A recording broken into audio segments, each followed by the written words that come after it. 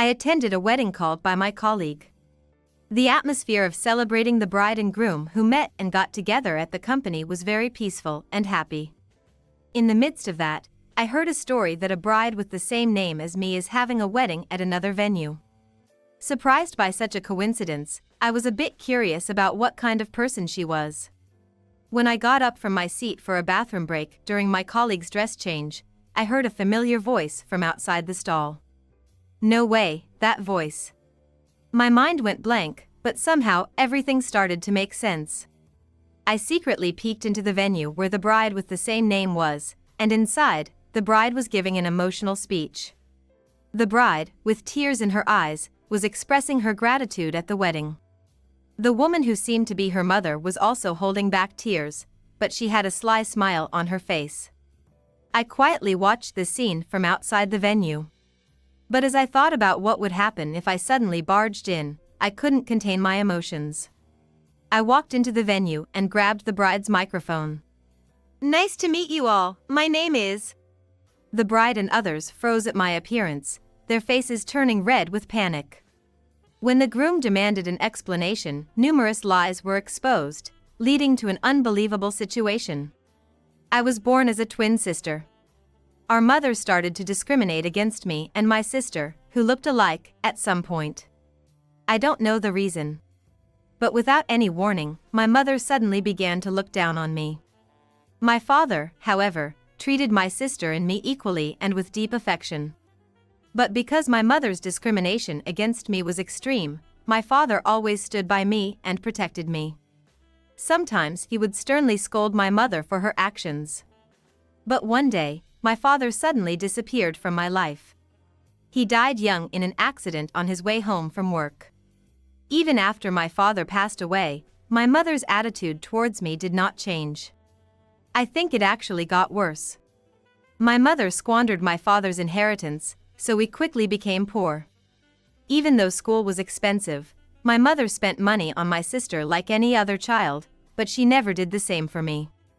Every day I was made to wear the same clothes, and my meals were less than half of what my sister got.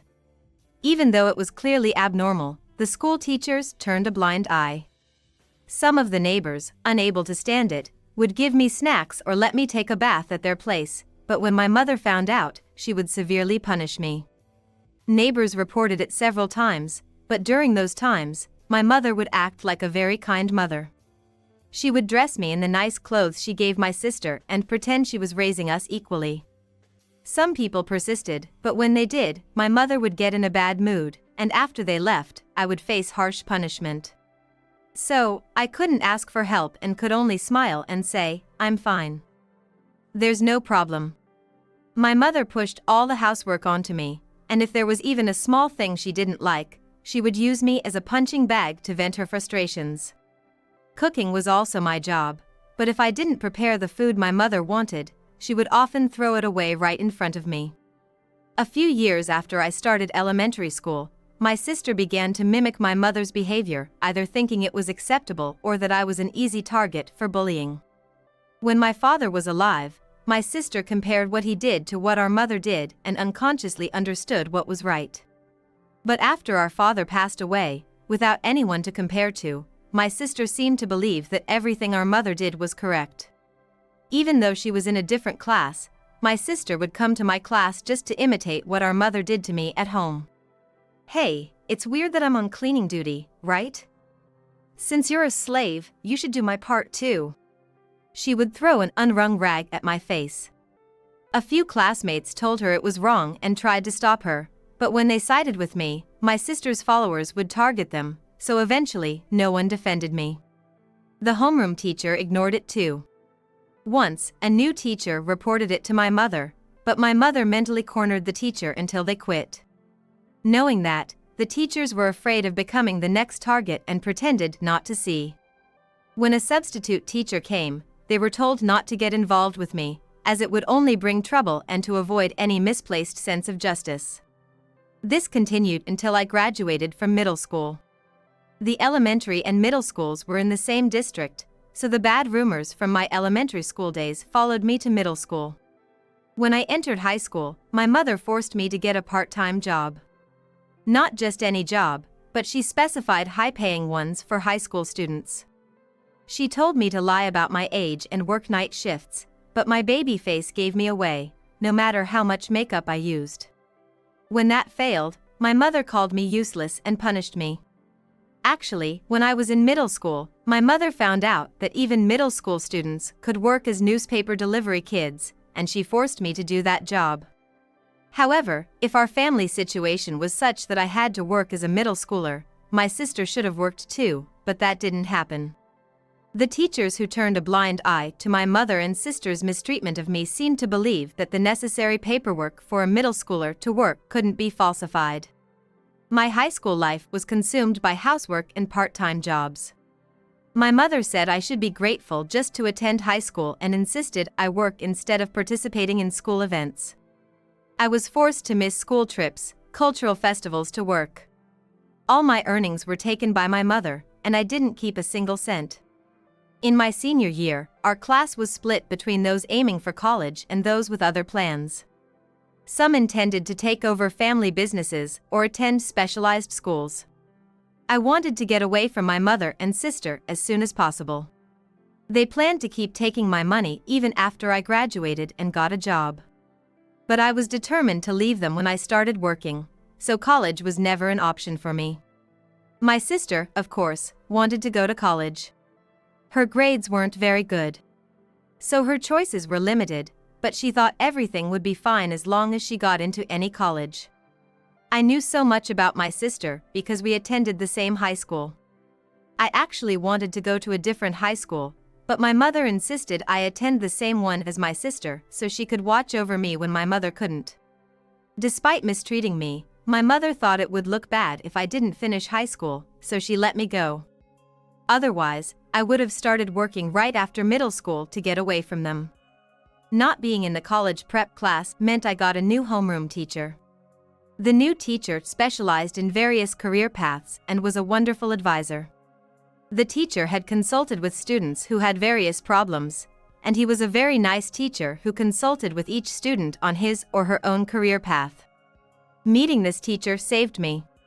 When the teacher learned about my situation, they immediately suggested consulting child services. But I had already experienced that in my childhood, and it didn't work.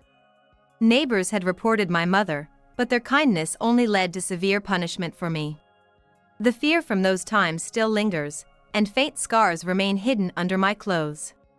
I confided in the teacher about this and expressed my wish to leave home peacefully. Since I had relatively good grades, the teacher suggested I could go to college on a scholarship and move to another prefecture. But I wanted to work and be financially independent, so I declined. Honestly, I didn't know what I wanted to do after college. My main goal was to escape my mother and sister's control.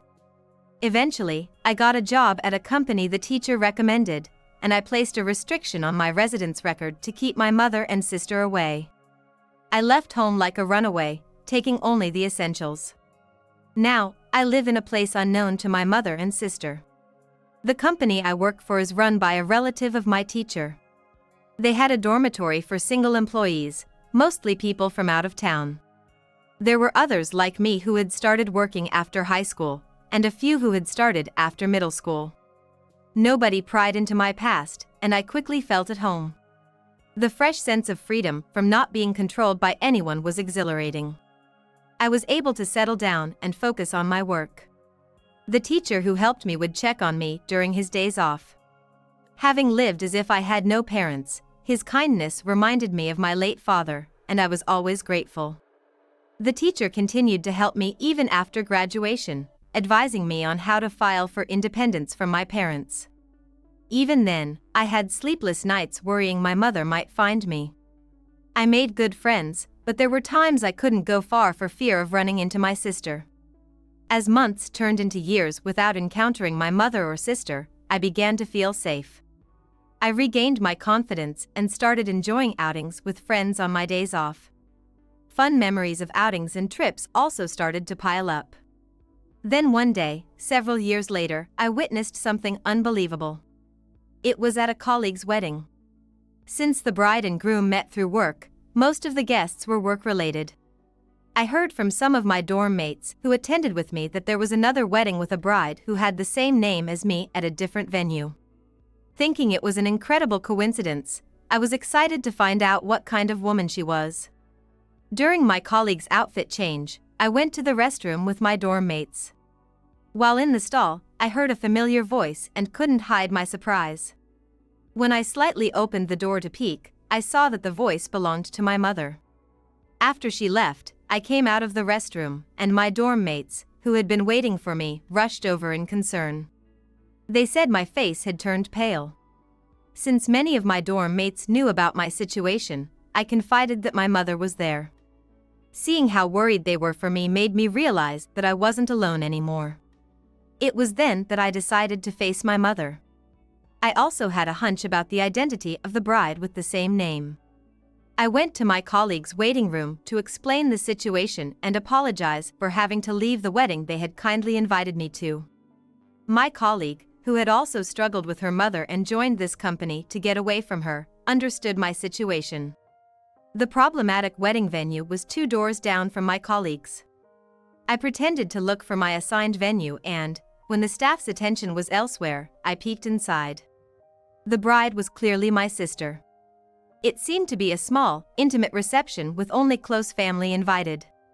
The bride, my sister, was giving a heartfelt speech, using my name and tearfully thanking our shameless mother. The few guests, mostly from my sister's side, were only my mother and a handful of others.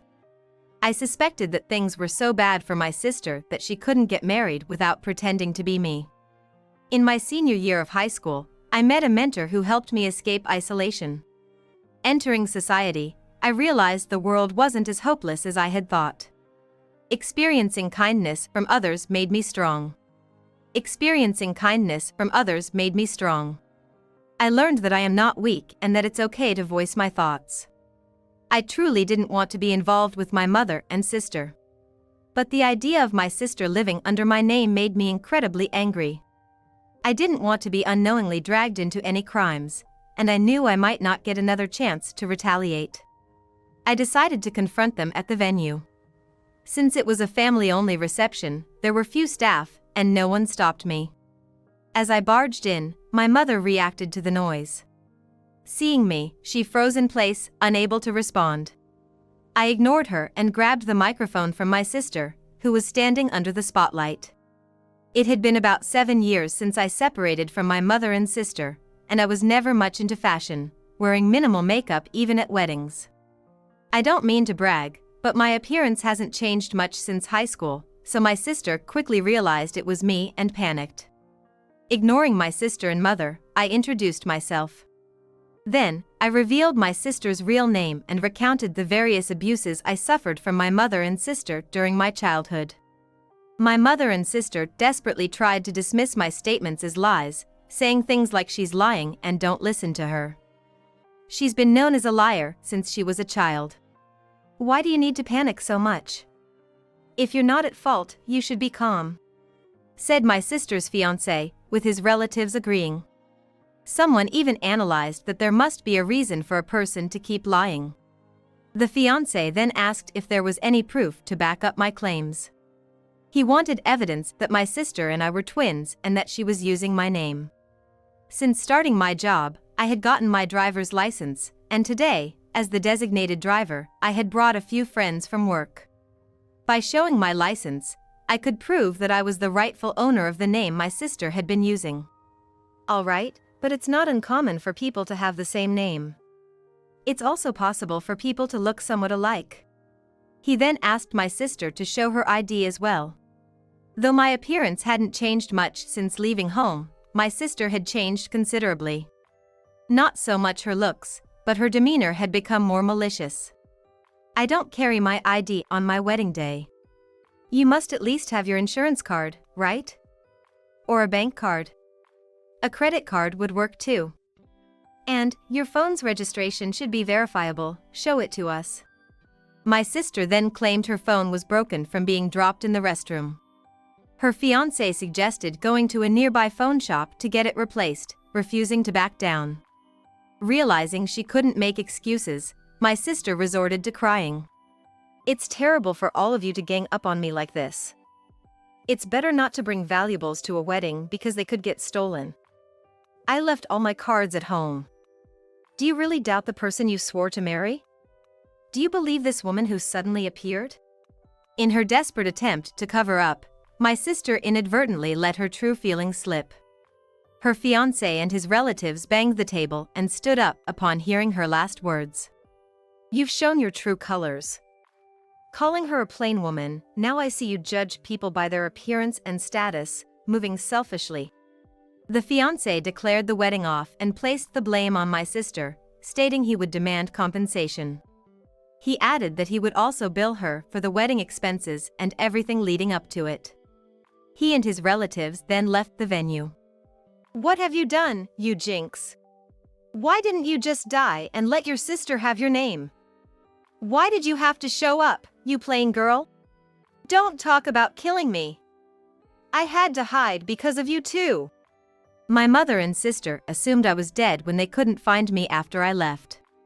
They thought even if I were alive, I wouldn't have a good life, and planned to use my name to start anew. But I couldn't learn why my sister felt the need to impersonate me from their words. My mother and sister were shocked when I retorted. They didn't expect me to fight back. I'm not the weak child who never stood up to you. People grow. But it seems you two haven't grown at all. With that, I left them behind. Later, my sister's ex-fiancé contacted me, asking to hear more about my mother and sister. He had tracked me down through various means, determined to reach me. My sister's ex-fiancé wanted to know more about what happened to her afterward, so I decided to meet him in person. After a brief introduction, he expressed his desire to know about my background and circumstances. He acknowledged it might be difficult for me to talk about it and assured me that I only needed to share as much as I felt comfortable with. I felt his kindness and decided to tell him as much as I could. I explained how my mother discriminated between my sister and me even when my father was alive, how my sister started to mistreat me after our father died, how I was forced to work instead of study, and how I had no fond memories of my school days. I also shared how meeting my mentor allowed me to become who I am today. After listening quietly to my story, my sister's ex-fiancé admitted he was ashamed for nearly being deceived due to his poor judgment of character. I've hired a detective to thoroughly investigate that woman since then. She was very reluctant to reveal her real name, but it was surprisingly easy to find out. Apparently, a search of my sister's real name on the internet revealed numerous criminal records. She has committed quite a few serious offenses, and there are even postings from people looking for her.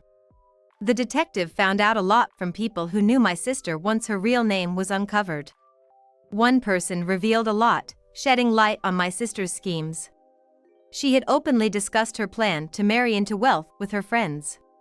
Her fiancé came from a wealthy, old family, and she admitted to a friend that she used my name to get close to him. The detective also discovered she was seeing multiple men at the same time. The fiancé was just a source of money, and she would change her boyfriends frequently based on her whims. The ex-fiancé said he intended to demand compensation from all the men she was involved with. Actually, we were supposed to submit the marriage registration after returning from our honeymoon. It's a relief that this was discovered before we registered. My sister probably delayed the registration to avoid getting caught using a fake name. She likely planned to pretend to submit it alone once her fiancé got busy with work. The ex-fiancé said he would thoroughly investigate my sister, suspecting there was more to uncover. He promised to contact me immediately if he found out that my mother or sister was trying to approach me. While I doubted they could do much to me now, I appreciated his offer, thinking my sister might retaliate out of spite for her failed scheme. Later, he informed me of suspicious movements by my mother and sister, suggesting they were planning something against me. They had apparently figured out my location because we were all attending weddings at the same venue, and they recognized me by my formal dress. When I told my company I wanted to hide for a while, they suggested a good solution. The company had been expanding, establishing new factories and subsidiaries, and needed someone to manage a new factory in a remote area.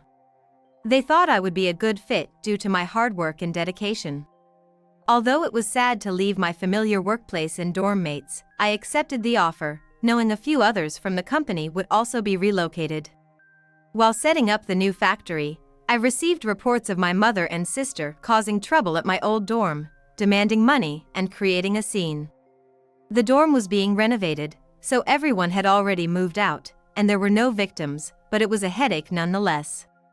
The company dropped the charges, but the incident spread online, revealing my sister's location, and she began receiving demands for compensation from those she had wronged.